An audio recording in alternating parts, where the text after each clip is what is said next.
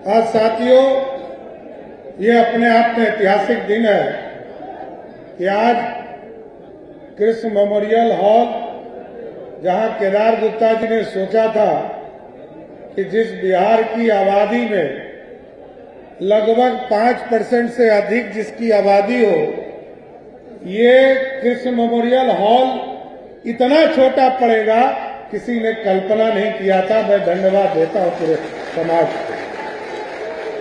और इसलिए मैंने कहा कि सर्वप्रथम मैंने बंसी चाचा का नाम लिया। साथियों, जिस व्यक्ति ने इस समाज को सींचने के लिए, समाज में लोग आसानी से जीवन जी सके, आंदोलन करते करते अपने जीवन को त्याग दिया, वैसे बंसी चाचा को भी हम शहीद मानते हैं, जिसने अपने प्राणों की आहुति देकर इस बिहार में, सीतामढ़ी के जिले में आंदोलन करके लोगों को मुख्य धारा से जोड़ने का काम किया। इसलिए उनके भी चरणों में श्रद्धा सुमन अर्पित करता हूं साथियों। लेकिन साथियों, ये जरूर मैं बताना चाहता हूं, बिहार आज आपके नेतृत्व में, जनता के नेतृत्व में, सम्राट चौधरी की सरकार के जगह पर ये जनता की सरकार है। ये हमारी सरकार है, जनता के लिए काम कर रहा है। हम तो आप तमाम लोग, हम मेरे से लेकर जितने मंत्री विधायक बैठे, सब आपके सेवक हैं।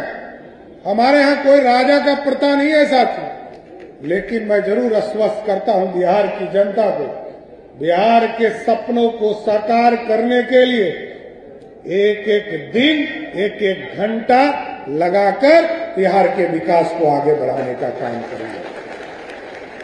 और देश के यशस्वी प्रधानमंत्री आदरणीय नरेंद्र मोदी जी चाहते हैं कि देश विकसित हो, और पूर्व मुख्यमंत्री नीतीश कुमार जी ने समृद्ध बिहार का सपना सोचा था साथियों। इन दोनों नेता ने जो सपना देखा है, हम जरूर आश्वस्त करते 125 साल जब 2037 में पूरा होगा बिहार का, और 2047 में जब विकसित भारत का सपना और 100 साल का भारत होगा, एकदम गारंटी देता हूं, ये बिहार बदला हुआ होगा और बिहार की आर्थिक स्थिति बदली है। और साथियों, आप जानते हैं, हम लोगों ने कई फैसले लिए। ये सामाजिक संरचना हो, यह गांव में गरीबों की चिंता करना हो। सरदेव कर्पूरी ठाकुर जी को भारत रत्न भी किसी पार्टी और किसी गठबंधन की सरकार ने दिया, वो नरेंद्र मोदी की सरकार था जिसने अति पिछड़ा का चिंता किया। साहब, हम लोगों ने स्किल यूनिवर्सिटी बनाने का काम शुरू किया। अभी आप देखिए, हम लोगों ने 2 यूनिवर्सिटी की स्थापना का काम शुरू किया। अभी आपके मुजफ्फरपुर में आर्किटेक्चर और सिविल इंजीनियरिंग के लिए जो पढ़ाई होगी, उसका यूनिवर्सिटी बनाने का काम शुरू किया। तो शहीद जुब्बा सहनी के नाम पर, अति पिछड़ा के बेटा के नाम पर। इसलिए साथियों, एक एक वर्ग को चिन्हित करना है, और कानून समाज तो इस समाज का रीढ़ है जिसने बिहार में लगातार बिहार के विकास की समृद्धि के लिए कई चीजें करने का काम किया है। मैं आता हूं, उस पर भी आऊंगा। लेकिन मैं जरूर यह कहना चाहता हूं साथियों कि आपने काम दिया था, एनडीए को वोट दिया था, मोदी जी और नीतीश जी पर भरोसा किया था, और मोदी जी और नीतीश जी का स्पष्ट मानना है, बिहार की जनता को कष्ट नहीं हो इसकी चिंता करो। मैंने सहयोग पोर्टल लाया और सहयोग का शिविर कार्यक्रम शुरू कराया। और आप सोचिए, जिसके लिए हमको रोज कलेक्टर के पीछे दौड़ना पड़ता था, बीडीओ साहब के पीछे दौड़ना पड़ता था, विधायक जी के पीछे दौड़ना पड़ता था, आज कोई भी व्यक्ति अपने घर से बैठकर सहयोग कार्यक्रम में, सहयोग शिविर में जुड़ जाता है और एक आवेदन दे देता है। जैसे ही आवेदन देता है, 10 दिन में यदि आपका काम नहीं हुआ तो 11वें दिन ये आपका भाई सम्राट चौधरी के कार्यालय से उसको सीधा नोटिस चला जाता है।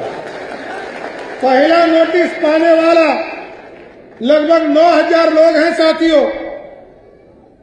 20 दिन होता है, 21वें दिन फिर मेरा दूसरा नोटिस जाता है और पहला नोटिस 9000, दूसरा नोटिस 350 मात्र, और तीसरा नोटिस जब जाना होता है 25वें दिन के बाद, तो अभी तक 4 गो अफसर जो हिम्मत जुटाया है कि उसको तीसरा नोटिस चाहिए।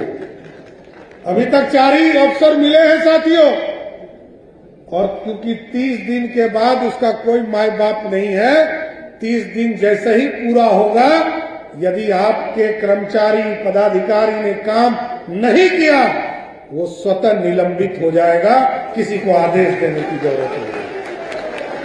ये जनता की सरकार है, इसलिए मैंने कहा जनता की सरकार है। ये किसी व्यक्ति, किसी पार्टी, किसी गठबंधन की सरकार तो है क्योंकि आपने भरोसा जाहिर किया, लेकिन ये जनता के भरोसा वाली सरकार है, जनता के सीधा संवाद चाहती। और आपने देखा 5,83,000 लोगों ने आवेदन किया, 5,33,000 निष्पादित हो चुके, और आगे जो बचा है साथियों 50,000, उसको भी 30 दिनों के अंदर कंप्लीट करने का काम हमारी सरकार करेगा। अभी केदार जी बोल रहे थे और पार्टी हमारे अध्यक्ष संजय सरावगी जी बता रहे थे कि आजादी के बाद अभी तक 78 वर्षों में 278 कॉलेज होते थे बिहार में। अमीर लोग तो जाकर बाहर पढ़ लेते थे, लेकिन गरीब का बच्चा नहीं पढ़ पाता था। ब्लॉक के स्तर पर डिग्री कॉलेज नहीं थे। हमने ऐसा व्यवस्था खड़ा किया कि आजादी के बाद 78 वर्षों में 278 कॉलेज खुले, और 15 जुलाई को एक दिन अपने 100 दिन के कार्यकाल में हमने 211 डिग्री कॉलेज खोलने का काम किया। और आपको बताता हूं, खुशखबरी और बताना चाहता हूं, 211 डिग्री कॉलेज खुले। कुछ मीडिया के साथी रोज जाते थे कैमरा लेकर, कहते थे इसमें टीचर नहीं है। मैं आपको बताता हूं, कल ही रिजल्ट आ गया, लगभग 3000 कॉन्ट्रैक्ट बेसिस पर प्रोफेसर की बहाली हुई है, और अगले 10 दिनों के अंदर सभी कॉलेज में हम लोग डिग्री कॉलेज में पढ़ाई पूर्ण रूप से शुरू करने का काम करेंगे। इसलिए किसी को चिंता नहीं करना। इसलिए मैंने कहा बिहार में जनता की सरकार है, और गरीब बच्चे पढ़ने के लिए बाहर जाना पड़ता था। मॉडल स्कूल नहीं था। लोग पहले कहते थे नेतरहाट से पढ़े, सैनिक स्कूल से पढ़े, देवघर में मिशन स्कूल है वहां पढ़े, और गरीब बच्चे को इंतजार करना पड़ता था। लेकिन हम लोगों ने एक दिन में 551 मॉडल स्कूल खोला साथियों, सरस्वती विद्या निकेतन खोला, और इसमें 3 तरह की फैसिलिटी दिया है सब।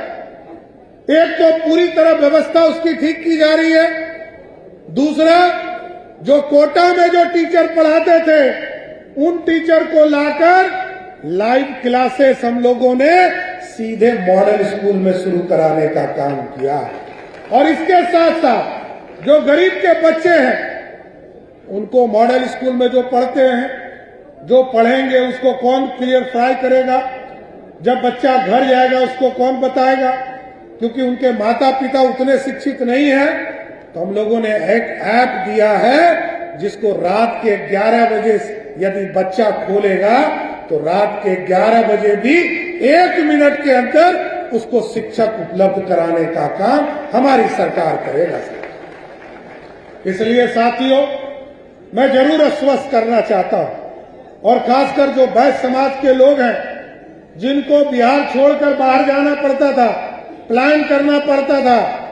जब एनडीए की सरकार आपने 2005 में नीतीश कुमार के नेतृत्व में, सरदेव सुशील मोदी जी के नेतृत्व में किया, आज साथियों बिहार बदला, अर्थव्यवस्था बदली। और इसलिए मैं बता रहा हूं कि याद कीजिए, बिहार में जब बिहार बट रहा था, हम लोग विधायक थे, जब वोट कर रहे थे तो पीड़ा में थे साथी। लेकिन सरदार अटल बिहारी वाजपेयी जी का निर्देश था कि आदिवासी समाज के लिए झारखंड का बंटवारा करना है और वहां आदिवासी समाज को बढ़ाना है। तो याद कीजिए, उस दिन बिहार में मात्र 6,000 करोड़ का बजट होता था। आज बिहार की स्थिति बदली। जिस झारखंड में लगभग 87% रेवेन्यू चला गया, कई लोग कहते हैं कि हमारे पास रिसोर्सेज नहीं है। अरे 2000 के पहले तो सब कुछ था, नेतृत्व नहीं था, अच्छा नेतृत्व नहीं था। इसलिए मैं कहता हूं, क्योंकि उस समय बिहार के पास रेवेन्यू भी था, 2000 करोड़ का रॉयल्टी आता था माइन से, टाटा भी यही था, बोकारो भी यही था, लेकिन विकास नहीं होता था। लेकिन अब बिहार की समृद्धि लौट रही है। आज मोदी जी और नीतीश जी के सहयोग से बिहार की स्थिति बदली साथियों। और आज देखिए, जिस झारखंड में 87% पैसा चला गया, और जब 2024 में मैं बजट पेश कर रहा था, 1 घंटा पहले झारखंड ने बजट पेश किया, मैं फाइनेंस मिनिस्टर था, उस समय मैंने देखा कि जिस झारखंड में 87% पैसा चला गया था, उस झारखंड का बजट 1,39,000 करोड़ था। और जिस गरीब बिहार में हम लोग जन्मे थे, जहां मात्र 13% रेवेन्यू था, उस बिहार का बजट सम्राट चौधरी जब पेश कर रहे थे तो 3,17,000 करोड़ का बजट। इसलिए कि आपने भरोसा किया, एनडीए पे भरोसा किया, लूटने वाली सरकार पर भरोसा नहीं किया, जिसने जनता के पैसा को लूटने का काम किया, चारा घोटाला में पैसा खाने का काम किया। क्योंकि उनके लिए सिर्फ परिवार है, और ये जो एनडीए का परिवार है, यही हमारा परिवार है। इसके लिए हम लोग जीते हैं सर। इसलिए आज बताना चाहता हूं कि आज गरीबों के लिए मैंने स्पष्ट तौर पर कहा है कि 10 तारीख जब आए तो बिहार के जो वृद्धजन हैं, विधवा बहनें हैं, दिव्यांगजन हैं, वो इंतजार करते हैं कि आज 10 तारीख है, आज मुख्यमंत्री जी बटन दबाएंगे और सीधे मेरे अकाउंट में 1100 रुपया आएगा। और ऐसे लोग लगभग 1,12,00,000 लोग हैं साथियों। आज आप सोचिए, कोई देश का राज ऐसा नहीं है। हम लोगों ने जब तय किया, एक दिल्ली में सरकार मिला था, जैसे ही 100 यूनिट पार करता था, वैसे ही सब यूनिट का पैसा ले लेता था। कैसा फॉर्जरी करता था, याद कीजिए। लेकिन ये बिहार की सरकार है, मोदी जी और नीतीश जी के आशीर्वाद से चलने वाली सरकार है। और बिहार देश में सबसे ज्यादा सब्सिडी देने का काम करता है साथियों। बिजली के सेक्टर में 125 यूनिट, 1,90,00,000 परिवार है जिसके पास बिजली कंज्यूमर के तौर पर डोमेस्टिक कंज्यूमर है साथी।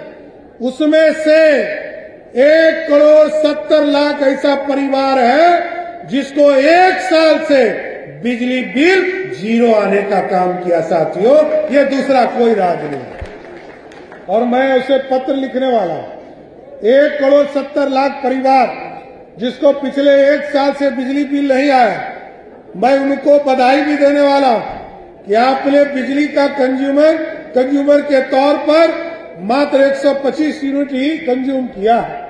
आप घरों पर सोलर लाइट लगाइए, हम उसके लिए सहयोग करेंगे। इसलिए हमने टारगेट किया है कि अगले मार्च तक बिहार के गरीबों के छत पर 125 यूनिट से ज्यादा जैसे ही उसके यहाँ बिजली उत्पादन होगा, उसके अकाउंट में पैसा जाना शुरू कर जाएगा। हम उनको पत्र लिखने वाले और 2027 के 31 मार्च तक हम लोगों ने टारगेट किया है कि बिहार के 25 लाख परिवार को चिन्हित करके उनके घरों के ऊपर सोलर लाइट लगाएंगे और आगे 31 दिसंबर 2027 तक बिहार के सभी गरीबों के छत पर सोलर युक्त बिजली लगाने का काम हमारी सरकार करेगा। कई लोग आते थे, मैं जब मुख्यमंत्री बना तो मैं कई बार मिला लोगों से, हजारों की संख्या में लोग मिलते थे। मैं लगभग 11,000 लोगों से मिला। लोगों ने कई बार पहले 2-3 दिन तो बधाई दिया, उसके बाद एक आवेदन देना शुरू किया। कई लोग आते थे, कहते थे हमको बीपीएल का राशन कार्ड नहीं है। मैंने तुरंत इसकी समीक्षा किया और हम लोगों ने तय किया 1 करोड़ जो लोग छूट गए हैं बीपीएल में राशन कार्ड के लिए, उन तमाम लोगों को चिन्हित करके 31 मार्च के पहले सबको राशन कार्ड देने का काम हमारी सरकार करेगी। इसलिए साथियों, आपके काम लगातार हम कर रहे हैं। और केदार गुप्ता जी, ये कैसे आपने मान लिया कि आप छूट गए थे? अरे छूटे नहीं थे। कभी प्रमोद जी मंत्री हुए, कभी केदार जी। इस बार तो हम लोग आधा किया था ना, आधा हुआ था। जब फुल हुआ तो आपका प्रतिनिधि आ गए। और ये सरकार है जो सबके साथ काम करना चाहती है। मैं स्वर्ण समाज के गरीबों को भी स्पष्ट बोलता हूं, आपके गरीबी को जब तक समाप्त नहीं होगा तब तक बिहार सरकार मदद करते रहेगी। ओबीसी वर्ग का कोई भी व्यक्ति हो, उसको समाज के मुख्य धारा में लाना हमारी सरकार का काम है। और दलित समाज के लोगों को भी स्पष्ट तौर पर कहना चाहता हूं कि आपको मुख्य धारा में लाना के लिए पूरी सरकार लगी है। लेकिन जो 36% हमारे अति पिछड़ा समाज है, उनको किसी से डरने की जरूरत नहीं है। ये सम्राट चौधरी है, अति पिछड़ा समाज। क्योंकि 90 से लेकर 2026 तक मैं पूरा इतिहास खंगालने वाला हूं। मैंने कहा है, किसने अति पिछड़े के समाज का जमीन हड़पा है, किसने गरीब ब्राह्मण का जमीन हड़पा है, किसने ओबीसी समाज का जमीन हड़पा है, किसने दलित समाज का जमीन हड़पा है। एक एक लोगों को चिन्हित करूंगा और उसके जमीन को वापस कराने का काम करूंगा। इसलिए साथियों, एकदम बेफिक्र होकर जाइए। कानू समाज, हलवाई समाज दोनों मिलाकर 5.27% और जब दोनों मिल जाते हैं तो ये मुट्ठी एक हो जाता है। ये ताकत बनाए रखिए। पूरी सरकार आपके साथ खड़ी है। आप दोनों एक होना चाहें, इसका भी स्वागत है, इसमें कहीं तोहमत नहीं है। और एक है तो पूर्ण रूप से सरकार आपके साथ खड़ी है, आपको एक ही करने का काम किया जाएगा।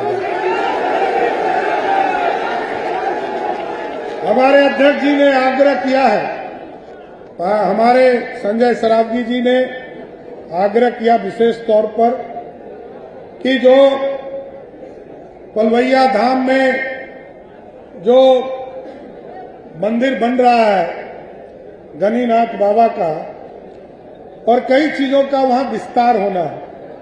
पिछले बार वो राजस्व मंत्री थे, स्वयं भी मेरे साथ, उन्होंने पैसा दिया था और उन्होंने पैसा देकर वहां राजकीय समारोह कैसे स्थापित हो, क्योंकि मेरे ही घोषणा था कि वहां पर राजकीय स्तर पर उस कार्यक्रम का सम्मान किया जाएगा, उसको भी दर्जा दिलाने का काम हमारी ही सरकार ने किया साथियों।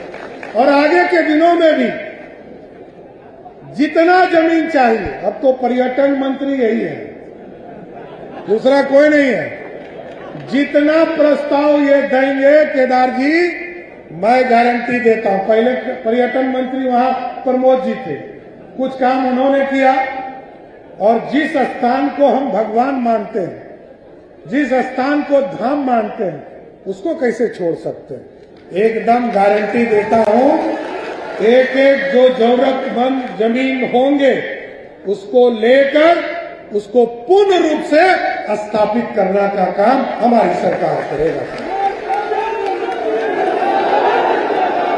और अभी साथियों, अभी सोनपुर से लेकर दिगवारा, सोनपुर से लेकर राघोपुर पुल तक अभी हम 5 ब्रिज को जोड़ने का काम, एक नया गंगा अंबिका पथ बना रहे हैं और उसके बाद यहां से लेकर इसको मोकामा जोड़ेंगे।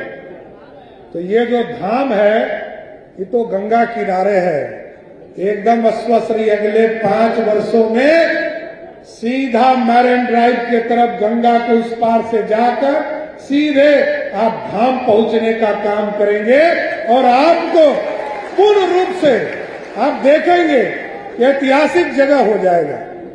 इसलिए साथियों,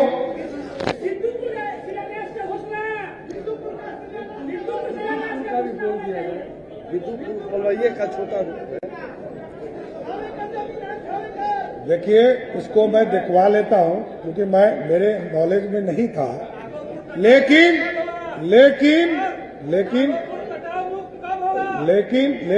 उसको पूर्ण रूप से पूरा रिपोर्ट मंगाकर उसकी समीक्षा करूंगा। और अभी एक भाई बोल रहे हैं राघोपुर, अरे यही तो मैंने कहा, गंगा के दोनों किनारे को अब तो रात के 12 बजे अब तो ब्रिज चालू हो गया। रात के 12 बजे भी राघोपुर के लोग पटना आ रहे हैं और पटना से राघोपुर जा रहे हैं। ये काम भी किसने किया? ये भी एनडीए के लोगों ने किया साथियों। 2013 में इसकी स्वीकृति मिली, 14 में टेंडर हुआ और इस काम को आगे बढ़ाने का काम किया गया। इसलिए इसको भी व्यवस्थित करेंगे।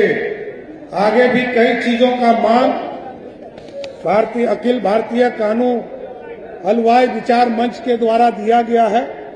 मैं जरूर आश्वस्त करता हूं, इन सभी मांगों पर सरकार गंभीरता से विचार करेगी और समाज के एक प्रतिनिधि मंडल से मिलकर इसको शीघ्र निर्णय लेने का काम करेंगे साथियों।